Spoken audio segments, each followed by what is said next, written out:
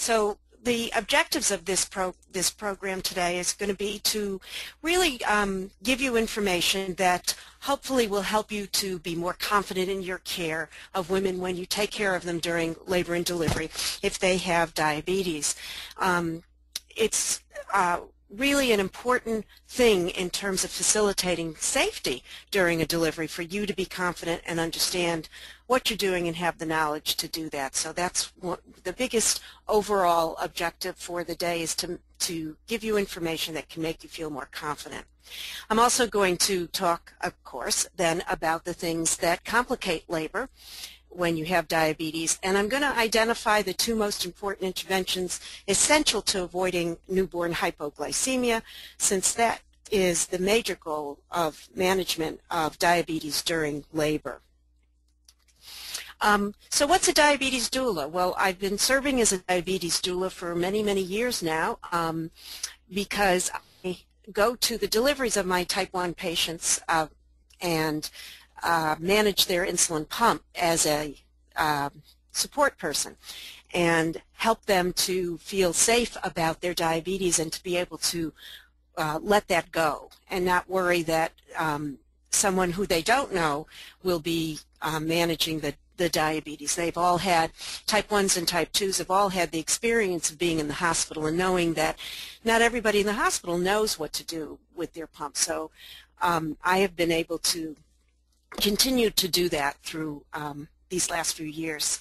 So a doula is somebody who helps a mother feel safe and confident, and a diabetes doula, in order to do that, is acutely aware of potential complications and really keeps those in mind throughout their care. So for the woman with diabetes, a safe and uncomplicated delivery is additionally dependent on a well-controlled maternal blood glucose and avoidance of newborn hypoglycemia. So if we control the mother's glucose, we help avoid the newborn hypoglycemia. So what makes labor complicated when you have diabetes? Well, maternal hyperglycemia is the biggest complication that we worry about. And again, that is something we're going to explore in detail, each one of these points. So maternal hyperglycemia may not seem very high to most people, the blood sugar, but if it is above a certain level, there is an increased risk for neonatal hypoglycemia. So we really want to redefine maternal hyperglycemia during labor. Excessive maternal weight gain during pregnancy or obesity can make labor much more complicated. We'll explore that as well.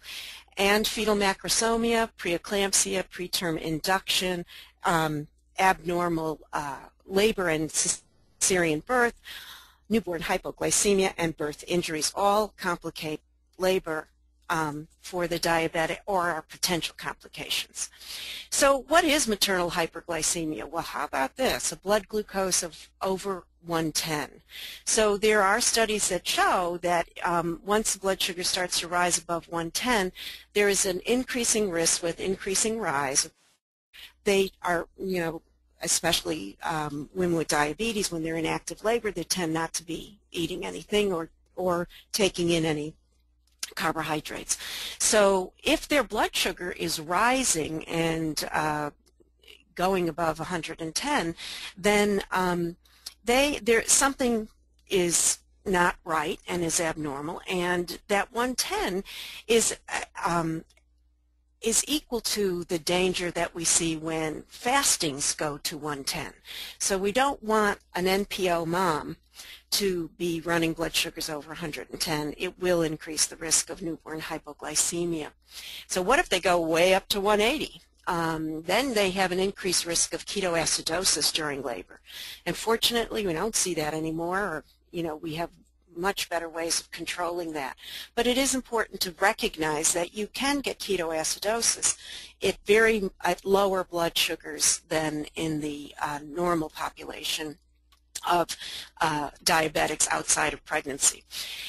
Fetal distress can occur because oxygen and sugar are vying for the same place on the hemoglobin, and you have decreased oxygenation of the fetus with maternal hyperglycemia. And then, of course, the mother's insulin requirements are increased. There's also an increased risk of infection with hyperglycemia.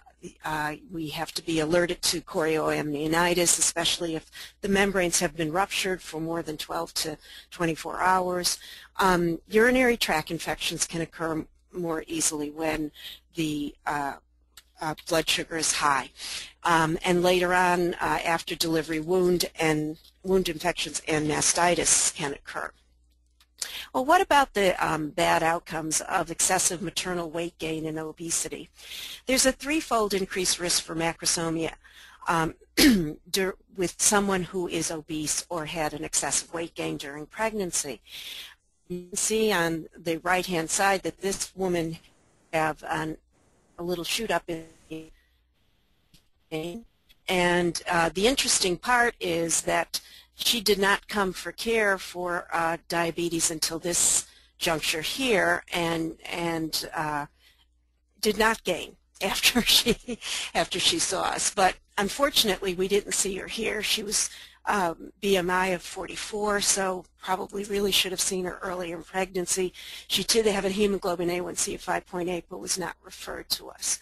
So until the end of pregnancy. So this is a very important thing. Now, if you have very good blood glucose control, then the macrosomia will, the increased risk for macrosomia is decreased because blood glucose control has so much to do with that.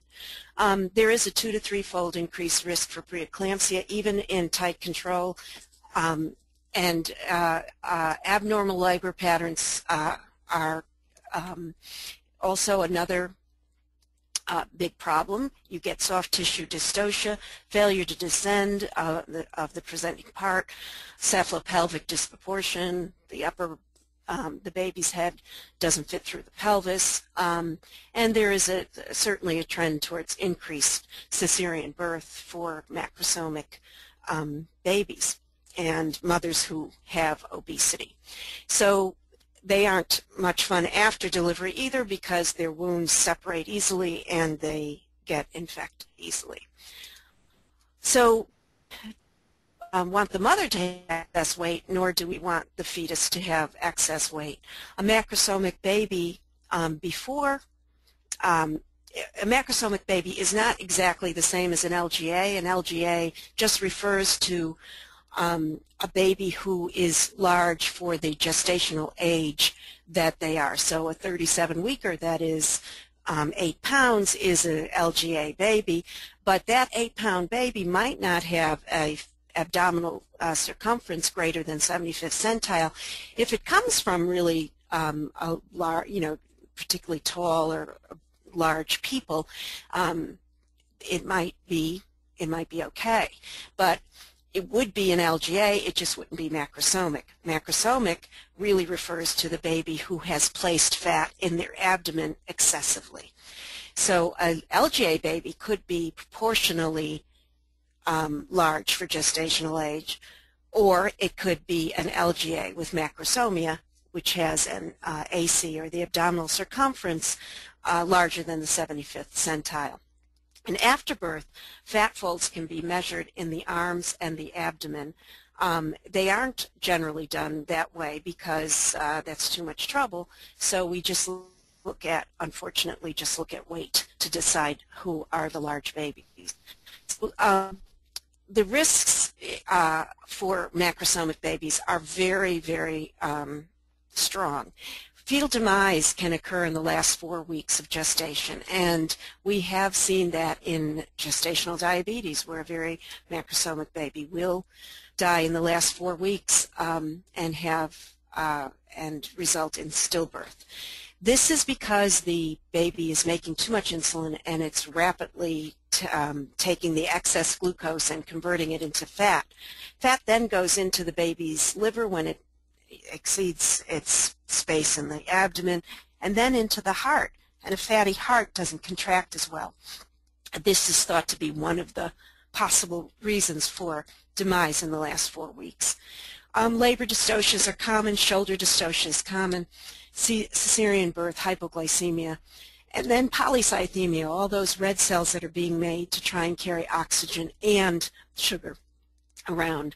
So the rate of macrosomia in the general population is about 10%. Those are those proportionally big babies. And in an untreated diabetic, it could be as much as 26%. So here's an ultrasound that shows, I don't know if you can really see it, but it shows that the baby at 36 weeks had an abdomen that was 38 weeks, and it measured in the 95th centile for 36 weeks gestation. This was done just a couple of weeks ago. The baby was born at 37 weeks and weighed 4,000 grams. This was just definitely an LGA macrosomic baby, and it did not, however, it delivered from below, did not have a shoulder dystocia, and did not have profound hypoglycemia. Had initial hypoglycemia, but did not have profound hypoglycemia. Preeclampsia is another very common complication for women with diabetes. Preeclampsia shares the same issues that insulin resistance does. It's a disorder of inflammation with reduced perfusion, necrosis to end organs, causing in the one end organ that we see most affected, the kidney, proteinuria, high blood pressure, and it can lead to HELLP syndrome, which is can be an extreme complication leading to death. Preterm induction is common in women with diabetes.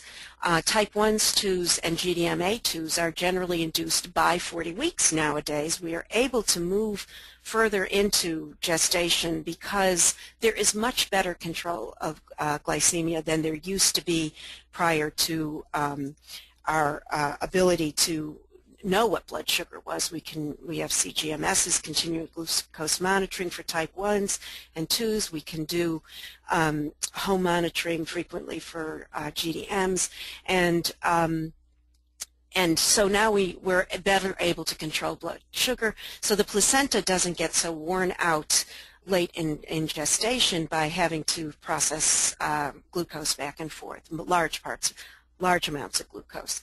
A GDM-A1 can await spontaneous labor even if it's after 40 weeks, and amniocentesis is required if you're going to deliver in less than 39 weeks because of the late preterm morbidity that has been identified lately.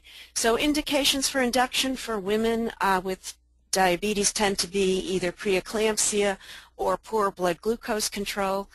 Fetal indications include low amniotic fluid, IUGR, or macrosomia.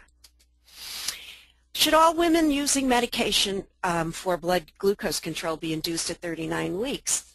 This is the current recommendation. And so where does that come from? Well, I want you to know that there are studies that show that there is no difference in cesarean delivery rates if you induce versus wait for the woman to go into a labor. If you induce as late as the 38 to 39 weeks. So that's really important to know. It's not talking about inducing earlier as we used to do when cervices were really not ready. But at 38, 39 weeks, we have a greater chance of avoiding C-section. Similar proportions of LGA babies were noted if they were induced. So a smaller portion, I'm sorry. So if the person got induced, they were less likely to have an LGA than somebody that went beyond term. There was also less shoulder dystocia, so 10% of the expected management who went beyond 40 weeks ended up with shoulder dystocia, whereas only 1.4% in the induced group showed that.